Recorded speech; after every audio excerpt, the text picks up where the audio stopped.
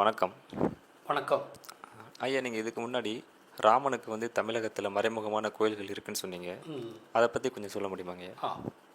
ராமனுக்கு தமிழகத்தில் வெளிப்படையான கோயில்கள் எங்கே இருக்குன்னு பார்ப்போம். எனக்கு தெரிஞ்சவரை சென்னை ராமாபுரத்தில் ஒரு கோயில் இருக்குது, கும்பகோணத்தில் ராமசாமி கோயில்னு ஒரு கோயில் இருக்குது, சேலம் அயோத்தியா பட்டணத்தில் ராமனுக்கு கோயில் இருக்குது. இது எனக்கு தெரிஞ்ச வரைக்கும் 3 பெருங்கோயில்கள், ராமனுக்கான பெருங்கோயில்கள். இதெல்லாம் வெளிப்படையாக ராமனுக்கான கோயில்கள். அது இப்போ நான் சொன்னேன் இல்லைங்களா, இந்த 3 இடங்களும் ராமனுக்கு வெளிப்படையான கோயில் இருக்குது. ஆனால் ராமன் அங்கெல்லாம் கால் பதிக்கலை, அங்கே வரல. கும்பகோணத்துக்கும் அவன் வரல, சேலத்துக்கும் அவன் வரல, சென்னைக்கும் அவன் வரல. ராமன் வராத இடங்களில் ராமனுக்கான வெளிப்படையான கோயில்கள் இருக்குன்னா இது பிராமணர்கள் கட்டிய கோயில்கள். ஆனால் ராமன் காலடிப்பட்ட இடங்களில் ராமனுக்கு வெளிப்படையான ராமன் கோயில்கள் இல்லை. இது ஒரு விசித்திரம். இது அங்கே எல்லாம் மறைமுகம் ராமன் கோயில் இருக்குது. ராமன் முதலாக வந்தது ஊட்டிக்கு தான் வரான். கடல் வழியாக வந்துட்டு நேராக ஊட்டிக்கு தான் வரான். கேள்விப்பட்டு தான் வந்திருக்கான். ஊட்டிக்கு வந்துட்டு அங்கே ராவணனுடைய சம்மர் பேலஸ் இருக்குது. அதை சுற்றி அழகான ஒரு பூங்கா இருந்தது. அந்த அழகை கண்டு, அது வரைக்கும் அந்த மாதிரி அழகை அவன் கண்டதில்லை. அங்கெல்லாம் அவன் கசாரிய பகுதியிலிருந்து அவன் வர்றான். அங்கெல்லாம் சும்மா அவரும் மலையும் காடுகளாக தான் இருந்த வழியாக இவனுக்கு எதுவுமே அங்கே பண்ணலை. ஆனால் இங்கே பார்த்திங்கன்னா அழகாக நல்ல புல்கள் வெட்டப்பட்டு பல அரிய வகை மலர்கள் எல்லாம் இருந்து பார்க்குறதே கண்கொள்ளா காட்சியாக இருந்தது ராமனுக்கு. அது அவனுடைய காழ்ப்புணர்ச்சியை தட்டி விட்டுருச்சு.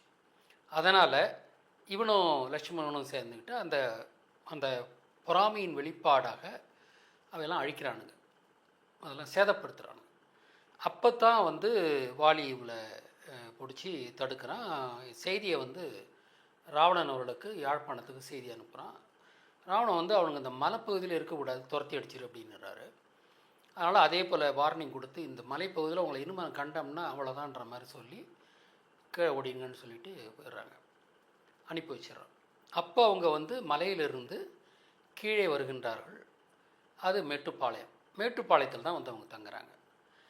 மேட்டுப்பாளையம் தான் ராமன் கிஷ்கிந்தையில் போயிருந்தான்னு சொல்லுவாங்கள்ல, அது கீழ்கடந்தை, மலைக்கு கீழே கிடந்த இடம் தான் கீழ்கடந்தை தான் கிஷ்கிந்தா அப்படின்னு அவங்க கிடைக்கிறாங்க. ஸோ அங்கே அவன் போய் வாழறான். 14 ஆண்டுகள் அங்கே இருந்துட்டு தான் அதன் பிறகு ராவணனோடு ஒரு போரை இவன் வலிய திணித்து அந்த போரில் இவன் மாண்டு விடுகிறான். இவன் இந்த மலை குறவர்களை எல்லாம் தன்னோட கூட்டிகிட்டு போயிட்டதால் இவன் ஜெயிச்சிட முடியும்னு நினச்சான். ஆனால் ஜெயிக்கிறதுக்கு இன்னொன்றும் பண்ணுறான். அனுமார் கல்யாணமாகாத இளைஞன், அவன் துடிப்பாக இருப்பான். அவன் அனுப்பி ப்ரீஎம்டிவ் ஸ்ட்ரைக்குன்ற மாதிரி ராவணனுடைய தளவாடங்களை எல்லாம் அழிச்சிட்டு வர்றான் அவன். அதான் அந்த இலங்கைக்கு அனுமார் தீ வச்சான்னு சொன்னாங்கள்ல, அதுதான் அது. இவன் சொன்ன கதை வேறு.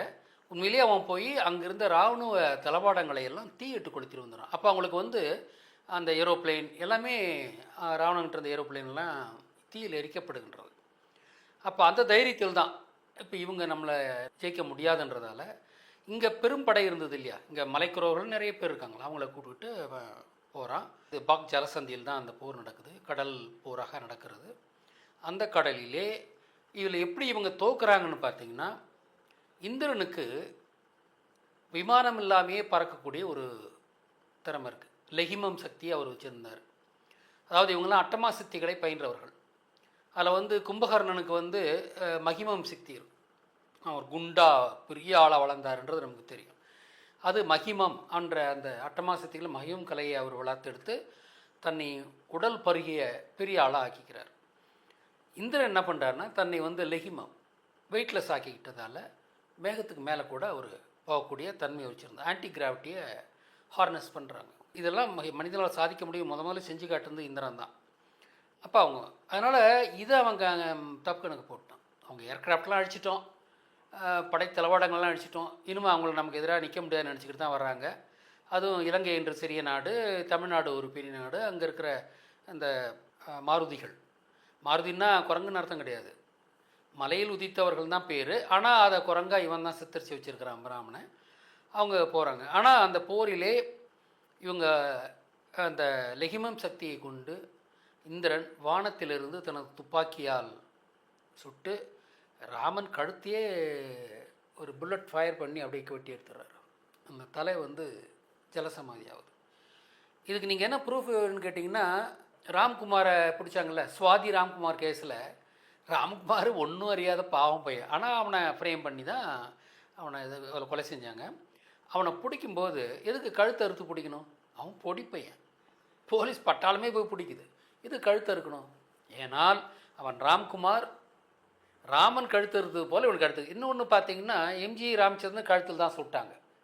இதெல்லாம் ரிப்பீட் சடங்குகள். ராமன்ற பேர் கொண்டவனுக்கு ராமனுக்கு நடந்ததெல்லாம் நடத்தி காமிக்க வேண்டியது. அதனால தான் எம்ஜி ராமச்சந்திரன் குண்டடிப்பட்டதும் ராமன் இவங்ககிட்டருந்து குண்டடிப்பட்ட மாதிரி தான் அது ஒரு கணக்கு. இந்திரனுக்கு பதிலாக அங்கே ராதாகிருஷ்ணன் தான் சுட்டிருப்பான், எம்ஆர் ராதா. அதாவது இந்திரனுக்கு பதிலாக கிருஷ்ணன் சுட்ட மாதிரி இங்கே கணக்கு கொஞ்சம் மாற்றிட்டானோ கணக்கை. அப்படி வந்து அது இது பண்ணாங்க. ஸோ அதனால் கழுத்து அறுபட்டு தான் ராமன் வந்து ஜலசமாதி ஆக்குறான். ராமனுக்கு வெளிப்படையான கோயில்கள் இருக்கின்ற இடத்திலே ராமன் வாழவில்லை. ஆனால் ராமன் வாழ்ந்த இடங்களில் அவனுக்கு மறைமுகமான கோயில்கள் தான் இருக்கின்றன. அதில் முதன்மையானது அவன் ஊட்டிக்கு தான் வந்தான்னு அம்சம். ஊட்டிக்கு வந்தான்றதுக்கு வந்து தான் யூத அகமண்டலம் தான் உதகமண்டலம்னு மாறி இருக்கு வச்சுங்களா. ஊட்டிக்கு உதகமண்டலம் தானே பேர், யூத அகமண்டலம், யூதன் வாழ்ந்த மண்டலம்னு பேர், அதுதான் உதகமண்டலம்னு இருக்குது. அப்போ வந்து வந்தான்றதுக்கு இந்த சொல்லாய்வு மூலமாகவும் நமக்கு வந்து இது இருக்குது, வரலாற்று தடவுகளும் நமக்கு இருக்குது. அதில் இன்னும் ராமாயணம் இருந்ததுன்றதுக்கு உண்மைன்றது பார்த்திங்கன்னா, விஷ்ணுனுடைய 12 ஆழ்வார்களில் வந்து மீனராசியும் ராவணேந்திரனை குறிக்குது, கும்பராசி கும்பகர்ணனை குறிக்குது. ஆனால் இவங்க ராமனுக்கு அங்கே இடம் இல்லை, 12 ராசியில் இவங்களை புகுத்த முடியலன்றதால 2ஓட நிறுத்திக்கிட்டாங்க. அதாவது சிவனுக்கு 1, முருகனுக்கு 1 காலவரிசை இப்படி. ராமாயணம் அதுக்கு 2 ஸ்லாட்டு, மகாபாரத்துக்கு 8 ஸ்லாட்டு கொடுத்துருந்தாங்க. கிருஷ்ணனில் தொடங்கி சகுனியில் முடிகின்ற அந்த 8ன்றது. அதனால் 12 ராசிகள் தான் இருக்குன்றதால விஷ்ணு அவர்கள் திருமால் 3800 ஆண்டுகளுக்கு முன்பு இந்த வரலாற்றை நினைவு கூறும் விதமாக அவர் இது பண்ணியிருக்கிறார். அப்போ ராமாயணம் என்பது உண்மை, அது வந்தது உண்மை, அவன்றெல்லாம் உண்மைன்றதுக்கு இருக்குது.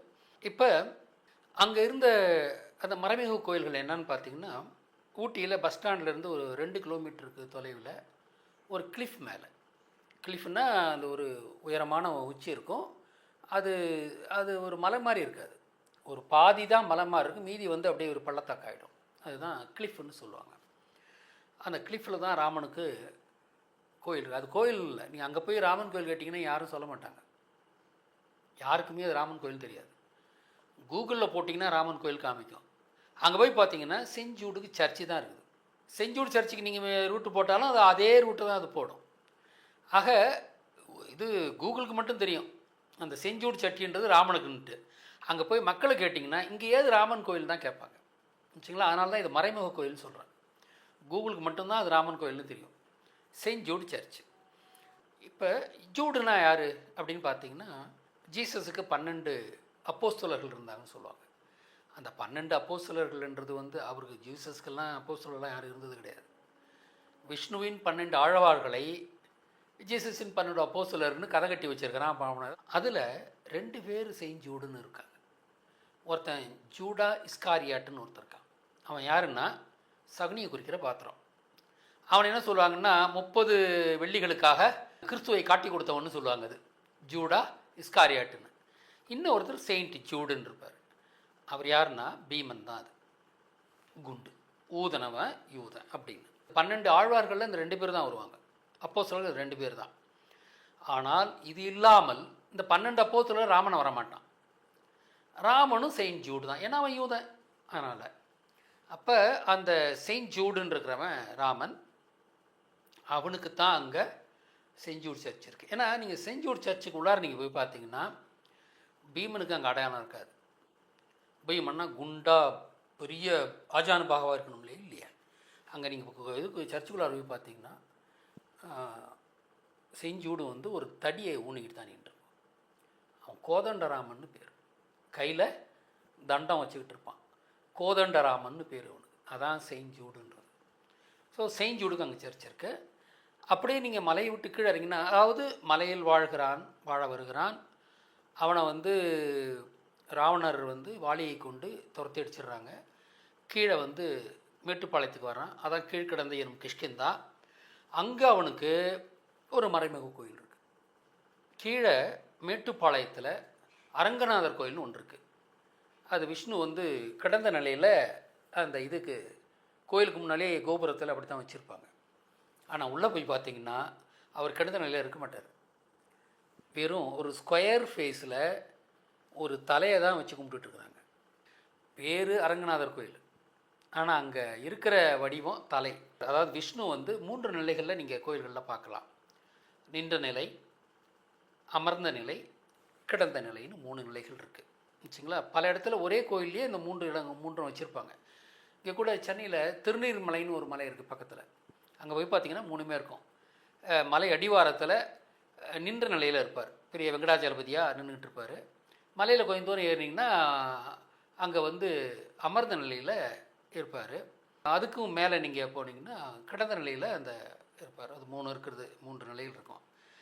ஆனால் எங்கேயுமே இல்லாத வகையில் இங்கே வந்து ராமனின், அதாவது ஒரு தலையை மட்டும் வச்சு கும்பிட்றாங்க. அதுக்கு அரங்கநாதர் கோயில்னு பேர் வச்சுருக்குறாங்க. இது மறைமுக கோயில்னு சொன்னால் பார்த்தீங்களா, அவங்களுக்கு மட்டும், பிராமணுக்கு மட்டும்தான் இது ராமன் கோயில்னு தெரியும். மற்றவங்களுக்கெல்லாம் இது அரங்கநாதராக தெரியணுன்றதுக்கு தான் இந்த பேரை மாற்றி வச்சுருக்காங்க. ஆனால் அது உண்மையிலேயே ராமனின் தலையை வழிபடும் கோயில். ஏன்னா அரங்கநாதருக்கு எங்கேயுமே தலை மட்டும் வழிபடுற வழக்கமே கிடையாது. அப்போ இது அரங்கநாதர் கிடையாது.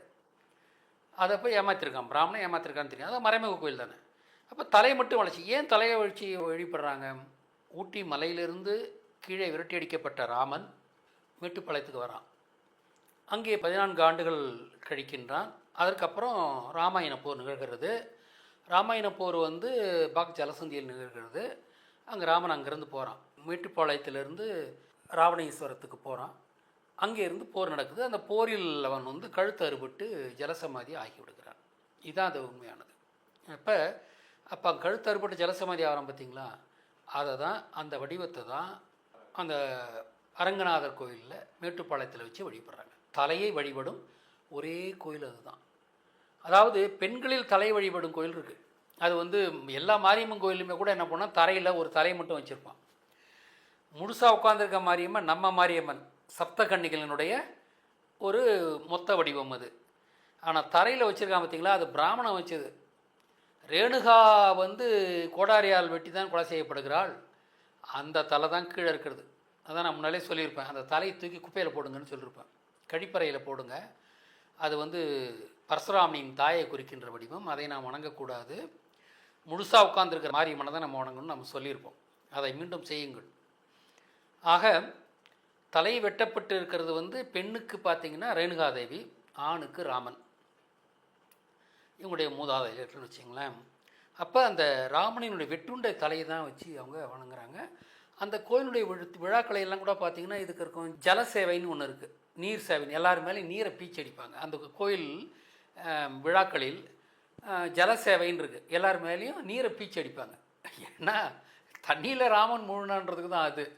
அப்புறம் கபால சேவைன்னு சொல்லிட்டு வெல்லமும் மல்லாட்டியும் நம்ம வாயில் போடுவாங்க இங்கே இருக்கிறவங்களும். அது அந்த சேவை செய்கிறவங்களுக்கு வாயில் போடுவாங்கன்னு வச்சிங்களேன். அது என்ன, குரங்கா பாவித்து கொடுக்குறது தான். குரங்குக்கு மல்லாட்டையும் வெல்லமும் பிடிக்கும் இல்லைங்களா, அதுதான் குரங்கு கொடுக்குறது தான் அது. ஆக இந்த ராமாயண சடங்கை இது பண்ணுறது தான் அது. அது எப்படி ராமன் கோயில் நம்ம சொன்னால், பக்கத்தில் வந்து ராமனுடைய அந்த கன்சார்ட் மனைவி யாருன்னா பெட்டத்து அம்மன் இருக்கும். மேட்டுப்பாளையத்தில் கொஞ்சம் தூரத்தில் ஒரு மலை இருக்குது. அந்த மலையில் பெட்டத்து அம்மன் இருப்பாங்க. அவங்க எப்பயுமே அங்கே தான் இருப்பாங்க. கல்யாணம் பண்ணி வைக்கிறேன்னு கூப்பிட்டு வருவாங்க. கல்யாணம் ஆகி முடிஞ்ச உடனே இவருக்கு இன்னொரு பொண்டாட்டி இருக்குன்னு சொல்லிவிட்டு லக்ஷ்மி இருக்காங்களாம். யார், அரங்கநாதர். அங்கே ராமன் தான். அங்கே எதுக்கு லக்ஷ்மி வராங்க? அவங்கள பார்த்துட்டு உனக்கு ஏற்கனவே ஒரு மனைவி இருக்குது, நான் போகிறேன் திரும்பின்னு சொல்லிட்டு அவங்க கோச்சி போடுவாங்களாம். அதாவது ராமனும் சீதையும் உண்மையிலேயே திருமணம் செய்து வாழவில்லை இல்லையா. சீதைன்றது என்ன, நிலம், அது பெண் அல்ல அப்படின்னு நம்ம சொல்லியிருக்கோம். அதை தான் அங்கே சொல்கிறாங்க. பெட்டத்து அம்மன்னா மலையம்மன்னு பேர். அப்படி தான் அங்கே வந்து கோயில் இருக்குது. அங்கே பெட்டத்து அம்மன் இருக்குது. அதனால் இது வந்து அந்த அங்கே இருக்கிற அந்த கபால சேவை என்ற அந்த நீர் சேவை இதெல்லாம் வச்சுக்கிட்டு தான் இது அரங்கநாதருக்கு சம்மந்தம் இல்லை. அரங்கநாதர் எங்கேயுமே வெறும் தலையை வச்சு வணங்குறதே கிடையாது. அப்போ இந்த இடத்துல இதை வணங்குறாங்க. அதாவது ராமனன் கீழே இறங்கி வாழ்ந்த மேட்டுப்பாளையத்தில் காரமடைன்ற பேர் கூட பார்த்திங்கன்னா மேட்டுப்பாளையத்தில் காரமடையில் இருக்கிறது. மேட்டுப்பாளையத்தினுடைய அவுட்ஸ்கர்ட்ஸில் தான் காரமடைன்னு இருக்குது. ஒரு அரை மணி நேரம் பிரயாணம் பண்ண வரும். அங்கே ஏன் காரமடைன்ற பேர் கூட ஆரியவதைன்னு நான் சொல்லியிருக்கேன். ஆரியவதை, இவன் ஆரியன் தானே. ஆரியவதை, காரியவதை, காரவடை, காரமடை, இப்படி தான் அந்த பேர் வந்திருக்கு. அவங்க இன்னும் காரை மரங்கள் இருந்தது, நீர் மடைகள் இருந்ததுன்னா இப்படியெல்லாம் இவனுக்கு கதை கட்டுறானு பாருங்க. அங்கே நீர் மடைகள்னு ஒரு இடமும் கிடையாதுங்க. இதெல்லாம் இவனுக்கு கட்டுற கதை.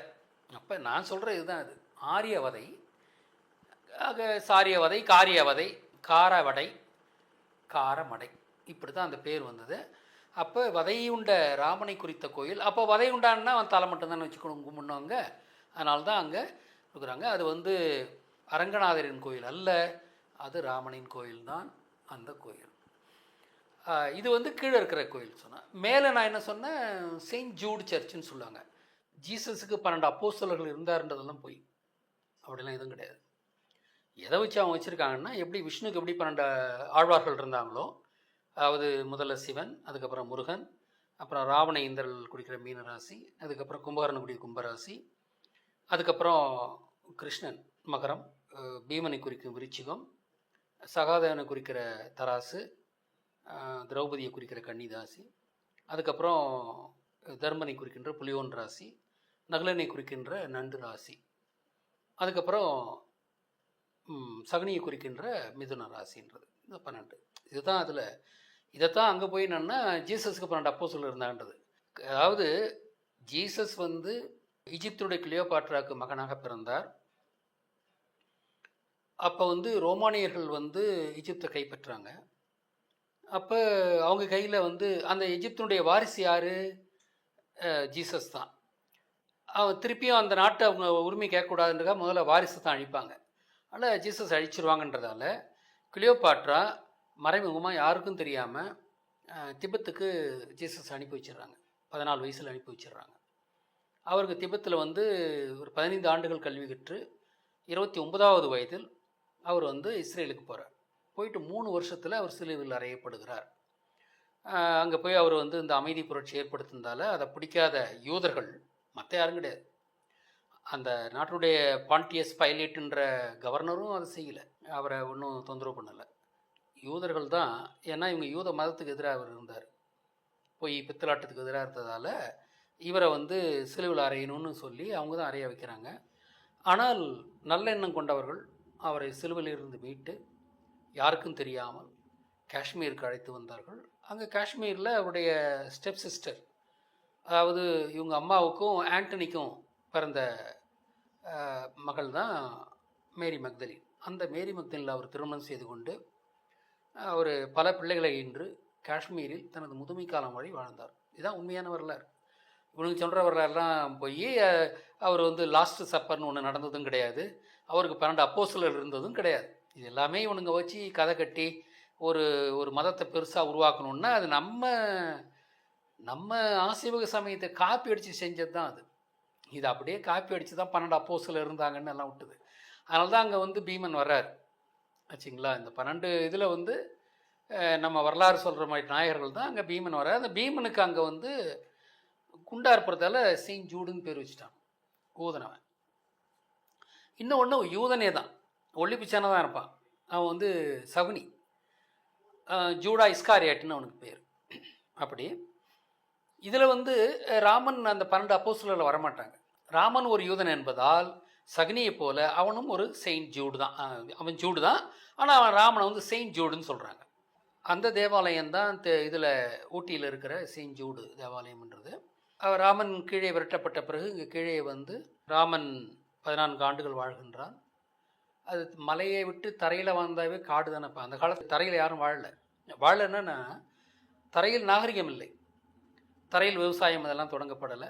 அதனால் அவங்க வந்து குகைகளில் தான் அங்கே வாழ்ந்தார்கள். அதனால் வந்து அவன் வனவாசம் போனான் 14 வருஷம் சொல்லுவாங்க பார்த்தீங்களா. மலையிலே இருந்து கீழே வனத்திற்கு அனுப்பி வைக்கப்பட்டதான் வனவாசம். மலையை விட்டால் கீழே இருக்கிறதுலாம் வனம்தான். அதன் பிறகு 14 ஆண்டுகளாக இவன் செய்த முயற்சியின் காரணமாக சண்டை மூழ்கிறது. அந்த சண்டை கடல் சண்டையாக நடக்கிறது. அந்த சண்டையிலே நான் முன்னே சொன்ன மாதிரி அனுமார் அனுப்பி வச்சு ப்ரீஎம்டிவ் ஸ்ட்ரைக்குன்னு பண்ணி அவங்களுடைய அதான் இலங்கைக்கு தீ வச்சான்னு சொல்கிறது என்னென்னா, ராவணனுடைய இராணுவ தடவாடங்களை எல்லாம் கொளுத்திட்டு வந்துடுறான். ஏர்கிராஃப்ட் எல்லாத்தையும் கொளுத்திட்டு வந்துடுறான். விமானங்கள் எல்லாத்தையும் கொளுத்திட்டு வந்துடுறான். அதனால் தாங்க ஜெயிக்க முடியும்னு நினச்சிட்டு வர்றான். ஆனால் இந்திரன்கிட்ட இருந்தது என்னென்னா அந்த லெகிமம் சக்தி இருந்தது. ஏர் பவர் தான் அது. அவர் வானத்திலே மிதக்கக்கூடியவர்.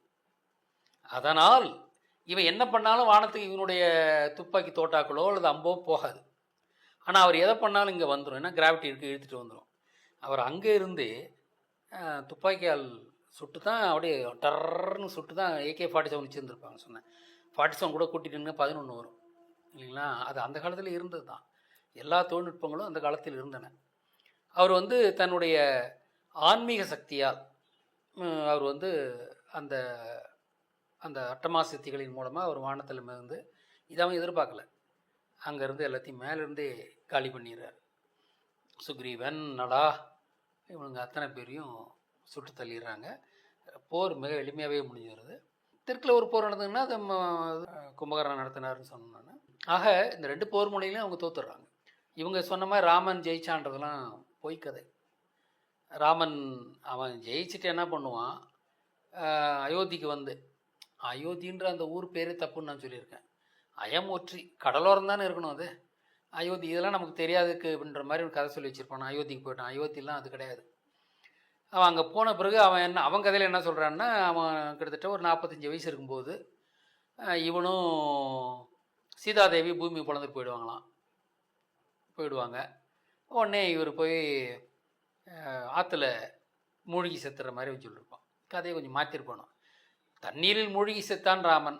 அது இந்த ஆறு கிடையாது, சராய் நதி கிடையாது, அது பாக் ஜலசந்தியில் தான். இப்போ இங்கே வந்து ராமன் தலை அறுபட்டு இறந்தான் என்பதை நினைவு கூறும் கோயில் தான் இதில் மேட்டுப்பாளையத்தில் இருக்கிற அந்த அரங்கநாதர் கோயில். அது அரங்கநாதர் கோயில் அல்ல, அது ராமன் கோயில் தான். அங்கிருக்கும் தலை ராமனின் வெட்டுண்ட தலையை வைத்துத்தான் அவர்கள் வணங்குகிறார்கள். ஸோ அதனால் அது ராமன் தான்றதுக்கு நான் என்ன அந்த பெட்டத்தம்மன் இந்த மாதிரி பல இது வச்சுட்டு அப்புறம் அந்த இது கபால சேவை, நீர் சேவை இதெல்லாம் வச்சுக்கிட்டு தான் இது ராமன் கோயில்ன்றேன். இன்னொன்றும் அது வரலாறையும் அது சொல்லி நிற்கிறது இல்லையா. ஏன்னா மலையிலிருந்த ராமன் தரைக்கு காற்றுக்கு விரட்டப்படுகிறான். அங்கே 14 ஆண்டு காலம் வந்து வனவாசம் மேற்கொள்கிறான் என்பது அங்கே கீழே வாழ்ந்த காலத்தை தான் குறிக்குது. அதற்கு பிறகு இப்போ அந்த கோயிலில் நடக்கிற திருவிழாவும் ஒரு போர் மாதிரி தான் நடக்கும் வச்சுங்களா. ஃபயராம்னு வச்சுக்கிட்டு இப்படி தூக்கி போட்டிருப்பாங்க, எரிஞ்சிக்கிட்டே இருக்கும். அது மாதிரி 5-6 பேர் திரிவாங்க அங்கே. அதெல்லாம் வந்து ஃபயராம்னா துப்பாக்கி குறிக்கிறது. அது மற்றபடி எல்லாருமே வந்து அது என்ன காரமடை பிரம்பு அப்படின்னு சொல்லுவாங்க. அது மேலே கொஞ்சம் குண்டாக இருக்கும், ஒரு தடி இருக்கும். மற்றவங்களுக்கெல்லாம் எல்லாத்தையும் சார்ஜ் கொடுக்குற மாதிரி தான் அது வச்சுங்களா. ஃபயர் பவர் வந்து இவங்களுக்கு மட்டும்தான், மற்றவங்களுக்கெல்லாம் கழி தான். ஸோ இப்படி தான் அந்த காலத்து போர் நடந்திருக்குது. அந்த முக்கியமான இந்த ஃபயராம்லாம் வந்து தளபதிகளுக்கு மட்டும்தான் கொடுப்பாங்க. இப்போ நம்ம ஊர் போலீஸ்காரனுக்கு வந்து லத்தி தானே கொடுக்குறாங்க கையில், எல்லார் கையிலையும் துப்பாக்கி கொடுக்க மாட்டாங்க. ஏன்னா அது ஒழுங்காக பயன்படுத்த தெரியாதுன்ற மாதிரி முக்கியமான அதிகாரத்தில் இருக்கவங்க தான் இந்த இது கொடுப்பாங்க. அதே போல் தான் அந்த காலத்தில் இருந்தது. அதான் இன்றைக்கி வந்து பார்த்திங்கன்னா ஒரு சில பேர் அந்த ஃபயராம் வச்சுட்டு சரிவானவங்க அதை எரிஞ்சிக்கிட்டு இருக்கும், அப்படி சுற்றிக்கிட்டு இருப்பாங்க. மீதி எல்லாருமே வந்து கார்மடை பிரம்புன்னு ஒன்று வச்சுருப்பாங்க. அதுதான் அவங்களுடைய ஆயுதமாக இருக்கும். அதை வச்சுக்கிட்டு தான் வருவாங்க. அப்புறம் அங்கே நீர் சேவை, கபால சேவை இதெல்லாம் வச்சுக்கிட்டு தான் நம்ம அந்த வரலாறை குறிக்கிற மாதிரின்றதை மீட்டு எடுத்திருக்கோம். ஆக இந்த 2 கோயில்களும் மலைமேல் இருக்கிற செஞ்சூடு தேவாலயம் என்பது யூதனாகிய ராமனுக்கான தேவாலயம். அது வந்து சகுனிக்கான தேவாலயம் இல்லை. அடுத்தது குண்டாயிருந்த பீமனுக்கான, அவனும் செயின்ட் ஜூடு தான். அந்த 12 அப்போஸ்தலர்கள் செயின்ட் ஜூடு தான், அவனுக்கும் கிடையாது. இது ஊட்டி மலையில் இருக்கின்ற செயின்ட் ஜூடு சர்ச்சு என்பது கோதண்டராமனுக்கானது தான். கீழே இருக்கின்ற அரங்கநாதர் கோயில் என்பது உண்மையில் அரங்கநாதருக்கான கோயில், அதாவது விஷ்ணுக்கான கோயில் அல்ல. அது தலை அறுபட்ட ராமனை நினைவாக ராமனின் தலையை மட்டும் வழிபடுகின்ற ராமன் கோயில் தான் அது. இந்த 2 கோயில்கள் தான் இப்போதைக்கு எனக்கு தெரிஞ்ச வரைக்கும் ராமனுக்கான மறைமுக கோயில்கள். சரி, ஏன் இது மறைமுக கோயில்னா ஏன் அதை உண்மையை சொல்லலைன்னா, இங்கே ஒரு கழுத்தறுபட்டு ராமன் இறந்து போயிட்டான்ற உண்மையை நமக்கு தெரிஞ்சிடக்கூடாது. ஆனால் அது உண்மையை அவன் வந்து பதிய வைக்கணும். அப்போ அதுக்கு வந்து அரங்கநாதர்னு பேர் போட்டு பதிய வச்சுட்டான். ஆனால் அது அரங்கநாதர் அல்ல, ராமனின் வெட்டுண்ட தலையைத்தான் வைத்து கும்பிடுகிறார்கள். அப்போ ராமன் கொலை செய்யப்பட்டான் என்பதை நிறுவுவது தான் காரமடையில் இருக்க மேட்டுப்பாளையம் காரமடையில் இருக்கிற அரங்கநாதர் கோயில் என்ற கோயில். அங்கே ராமனின் வெட்டுண்ட தலை வைத்து வணங்குகிறார்கள்ன்றது. இந்த 2 கோயில்கள் தான் ராமனுக்கான மறைமுக கோயில்கள். இப்போ இதை நான் சொன்ன பிறகு தான் இது ராமன் கோயில்னு பலருக்கும் தெரிய வரும், இல்லாட்டி பண்ண தெரியாது. அங்கே இருக்கிற மற்றதெல்லாம் நீங்கள் டீகோட் பண்ணி பார்த்தா தெரியும், அது யாரும் டீகோட் பண்ணியிருக்க மாட்டாங்க, மற்றவங்க யாருக்குமே இது தெரியாது. அதான் அரங்கநாதர் கோயில் நினச்சிட்டு தான் இருந்துகிட்டு இருக்கிறாங்க. அரங்கநாதரை வெறும் தலையை வைத்து வழிபடும் மரபு நம்மக்கிட்ட கிடையவே கிடையாது. அது அங்கு வழிபடப்படுவது ராமனின் வெட்டுண்ட தலை தான். அதான். வணக்கம்.